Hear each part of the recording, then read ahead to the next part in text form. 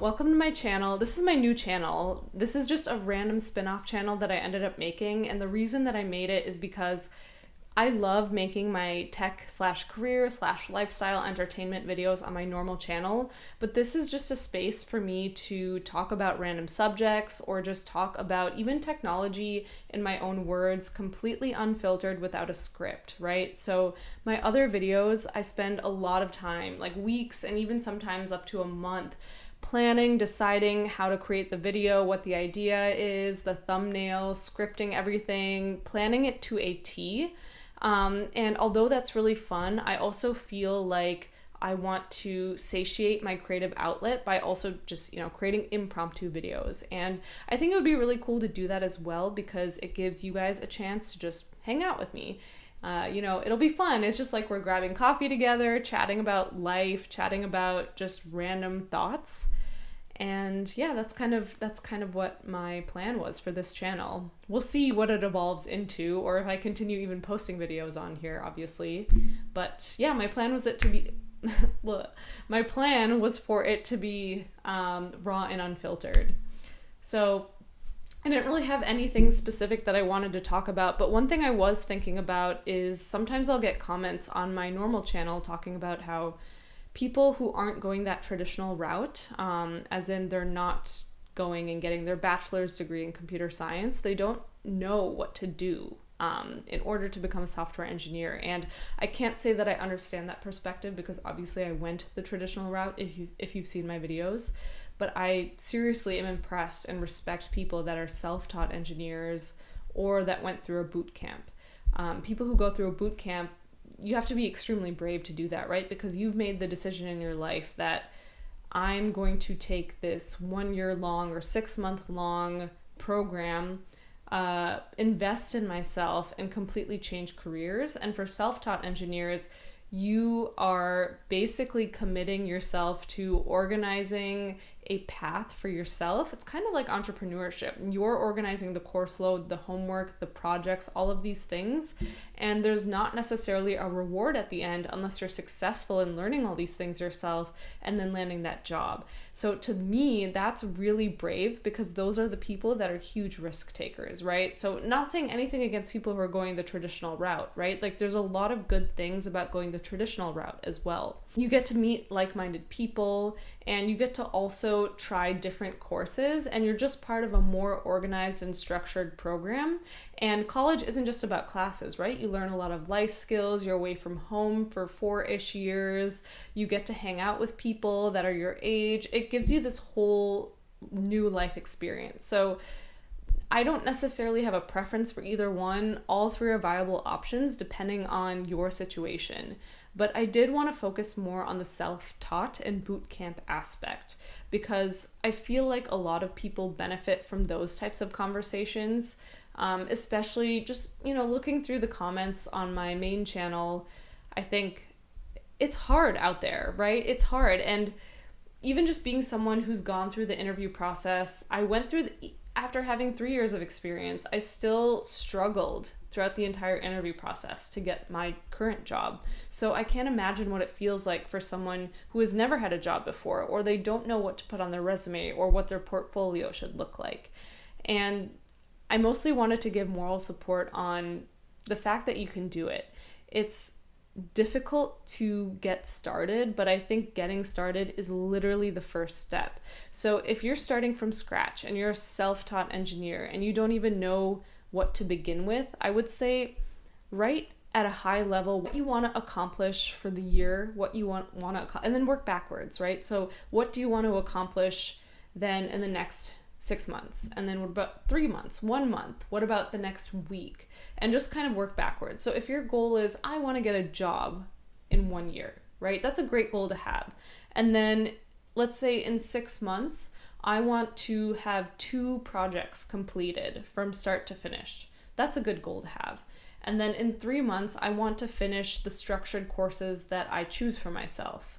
And then let's say in 1 month, I want to finish one entire course on Pluralsight, something like that, right? So you guys kind of get the idea. Just choosing attainable goals, and then the next thing is follow through. The follow through part is the hardest, but once you have those high level goals, then you can look at things at a micro level. So that first week, for example, just take baby steps. Let's say today I'm going to spend an hour just researching Java as a programming language, or just trying to understand the basics of functional programming or the basics of object-oriented programming. You could also just start researching how does a computer work, right? There are tons of articles and roadmaps that are just talking about how exactly you can get started as a self-taught engineer. And the reason that I say that is, again, if I were to start all over again, I would be completely lost. There is an influx of information out there, and I think too much information is actually going to keep people stagnant. It's just, how do you know what to do if there's like so many articles, so many courses? How do you know which one to pick? And my biggest piece of advice is just pick one and just do one thing and see how it goes, and then pick another thing, right? Don't spend too much time trying to pick this. And this is kind of like the fallacy of having too many options. It actually makes us less happy. If you go into a grocery store, for example, you're happier with your choice if there's 3 choices and you have to pick between like 3 different peanut butters, versus if you have 20 different brands, you ruminate over which is the best choice, you analyze, you spend a lot of time trying to optimize and maximize, right? So if you've ever heard that concept of maximizing versus satisficing, so maximizing is trying to find the most optimal or the best solution, which is ironic because when we're leak coding, a lot of times the interviewers ask us, okay, what's the most optimal solution? They're asking you to maximize. But when you're satisficing, you're choosing something that is good enough for you to then move on. And you may think to yourself, well, why would I want good enough? Why wouldn't I want the best?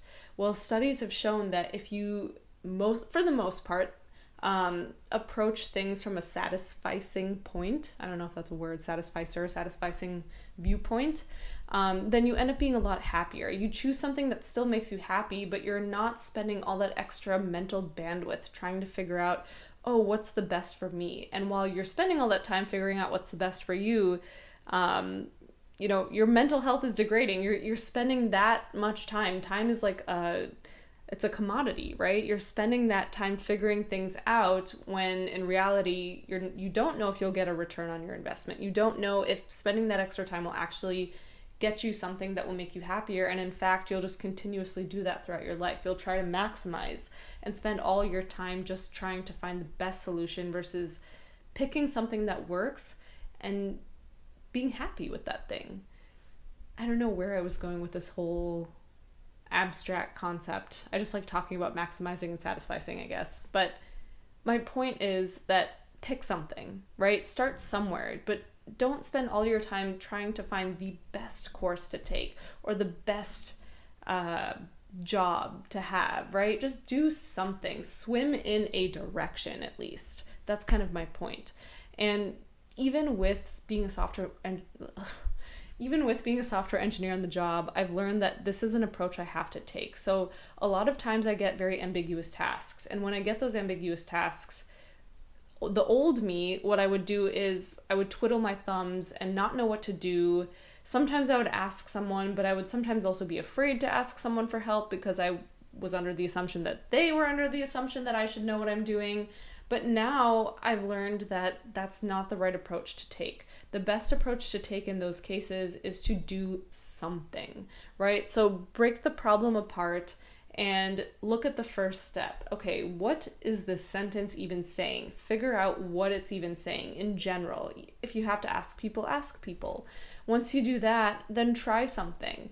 If there's an issue, for example, where you're getting like, I don't know, a timeout error. Maybe that timeout error is when a request is sent and it's taking too long to get that response back, or you're trying to connect to the database and there's like some network issue. You don't know, right? There's a huge myriad of possibilities of what the result of that could be. But I would say start somewhere. Choose one path. Investigate it. Look into your logs. Do something like that to figure out what's going on. If you don't see any evidence that that's where that issue is happening, move on to a different path. Just like try something, do something, move in a direction. Movement is always possible. You want that kinetic energy going, right? So that's kind of my advice for that. I don't know. I feel like this is, again, a new video, a new channel. Yeah. You're not going to see these crazy cuts, but you're going to see me blabbering and just randomly thinking. By the way, it's 1 a.m., so please be forgiving if you're commenting on this video. It's late, and I don't know why. I was actually in the middle of taking pictures for my other video that I'll be posting on my main channel, and I thought, you know what? Everything is set up. I may as well just film something and talk about random things and see how it goes. I may end up deleting this video. I don't even know if I'm going to post it. Honestly, it's pretty bad. This is like not the format that I ever do. But yeah, hopefully that was helpful. Just like a snippet of advice. Instead of an email list, I can just send these out once in a while into the universe. We'll see how it goes. We'll see what the feedback is like. But thanks for coming. Also, I don't know if you saw my makeshift microphone, but I'm holding it. I'm holding it right now. It's supposed to be literally stabilized onto a table using this. But I'm improvising today because I was too lazy to go downstairs to get something to screw it onto. So yeah. Well, I'll see you guys next time.